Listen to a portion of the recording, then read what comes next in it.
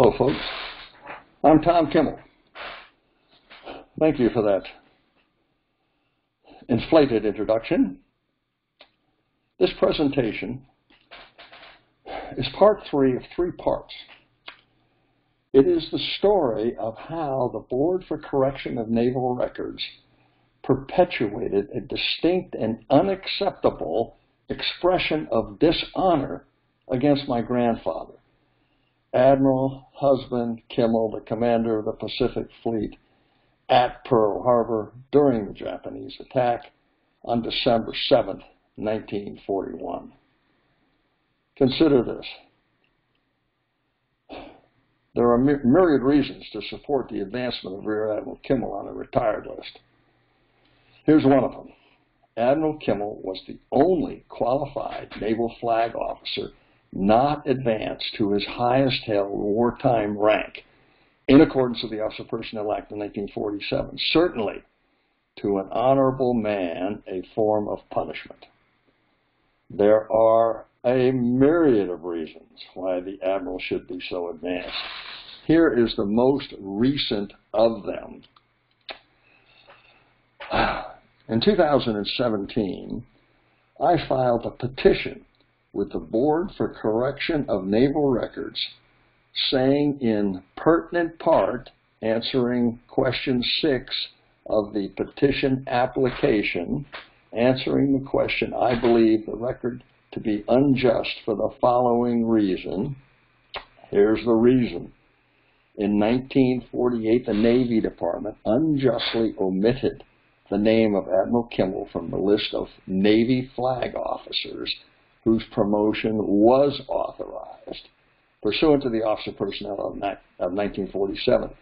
That would be everyone else without any reference to his or anyone's performance, constituting a belated special disciplinary action of a punitive kind taken without notice to the officer specifically singled out by such omission, Admiral Kimmel.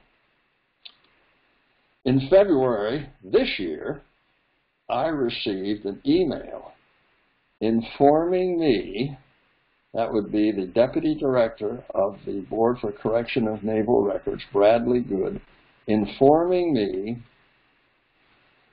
a week earlier that Secretary of the Navy, Spencer, had approved BCNR's, again, that's the Board for Correction of Naval Records recommendation, to deny my requested relief on behalf of my grandfather. Secretary Spencer was silent on whether Kimmel was treated fairly or unjustly. Unlike Secretary Spencer, the Navy's blue team, as I call it, the giants of World War II, Nimitz, Halsey, King, Spruance, Kincaid, all stated that Kimmel was treated unjustly. Notwithstanding that, the Navy's gold team, as I call it, Spooner, Ferraro, Mazurak, Burke, Moran, and Richardson stated, in effect, so what? The Navy treated Kimmel legally, as though that were the end of the story. The Board for Correction of Naval Records found no injustice. And here's the board. Major Richard W. Spooner, retired United States Marine Corps. Colonel Peter J. Ferraro, United States Marine Corps, retired. And Colonel William P. Mazurak, United States Marine Corps, retired. Consider, the Naval Court of Inquiry clearly thought Kimmel was treated unjustly, and they vindicated him. That action alone shows their intent. They found no dereliction of duty, no errors of judgment on Admiral Kimmel's part. But the board found no injustice.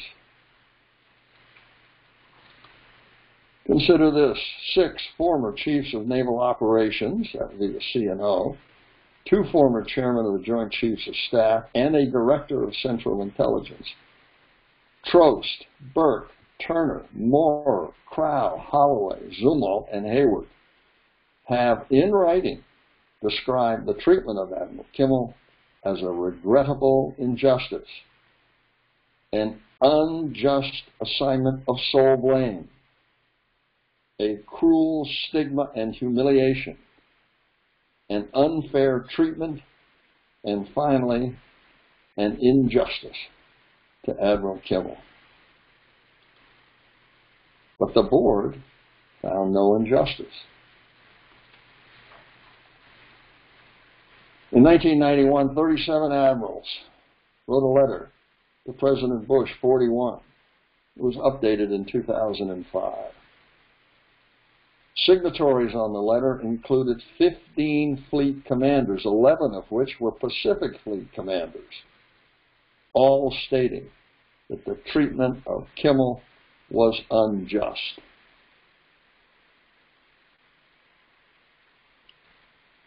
But the board found no injustice.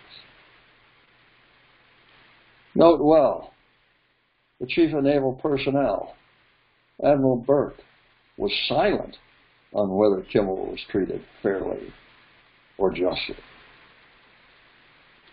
Also consider the Chief of Naval Personnel, Moran, when he was in the chair, was silent on whether Kimmel was treated fairly or unjustly. Interestingly, the words error or injustice or any equivalent words do not appear anywhere in their advisory opinion, which was submitted to the Board for Correction of Naval Records in response to my petition.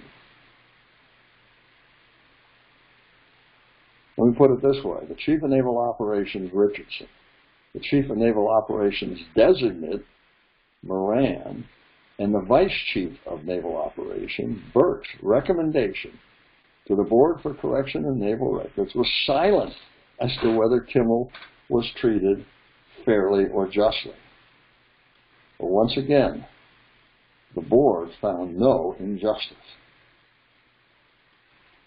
Interestingly, I recently learned that Supreme Court Associate Justice John Paul Stevens, who in World War II served as a Navy cryptographer, long thought that Kimmel was treated unfairly. In a speech he gave,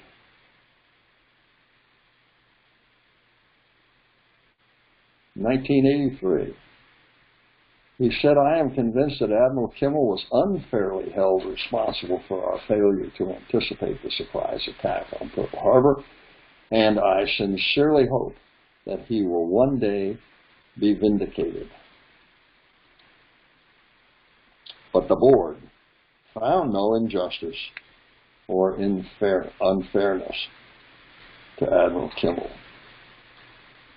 The Sons and Daughters of Pearl Harbor Survivors Incorporated provided this resolution, which described the treatment of Admiral Kimmel as unjustly held responsible, as an injustice by the Roberts Commission, and as an injustice by the Navy Department. But again, the board found no injustice. Public Law 106-398, October 2000, Section 546. The United States Congress found that the treatment of Admiral Kimmel was a distinct and unacceptable expression of dishonor. A distinct and unacceptable expression of dishonor to Admiral Kimmel. But the board found no injustice.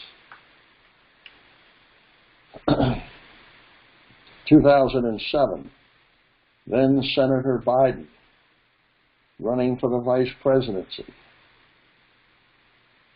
said that the Kimmel and General Short matter, General Short was the head of the Army Hawaiian Command during the attack. The Kimmel, in short, matter is the most tragic injustice in American military history.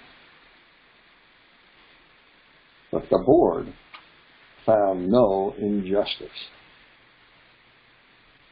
Consider further. In 1991, the Army Board for Correction of Military Records recommended that the relief requested for General Short be granted, though, they pointed out, the Secretary of the Army acted legally. But they still recommended that the relief requested for General Short be granted. That relief was advancement posthumously on the retired list of Major General Short to his highest held wartime rank of Lieutenant General. In 2018, the Board for Correction of Naval Records recommended that the relief requested for Admiral Kimmel by me not be granted because, amazingly, the Secretary of the Navy acted legally. Ladies and gentlemen, obviously, the recommendations of the Army and Navy boards are in irreconcilable conflict. The statutory job of the Board for Correction of Naval Records is to remove error and injustice from naval records, not merely to identify illegality in naval records. Clearly, the Army Board understood this. Illegality should not be used as a fig leaf to hide injustice, as the Navy Board and the former chiefs of naval personnel have done in the Kimmel case. The relief requested for Short and Kimmel was and still is identical. But the board found no injustice. Indeed, the board refused a requested personal appearance not only from me, but from Admiral James Ace Lyons, the former commander of the Pacific Fleet and Deputy Chief of Naval Operations, nor did the board seek the advice of the Director of Naval History. Both, as you might suspect, were Kimmel advocates. Ladies and gentlemen, so it goes. I look forward to answering your questions. Thank you very much for your kind attention.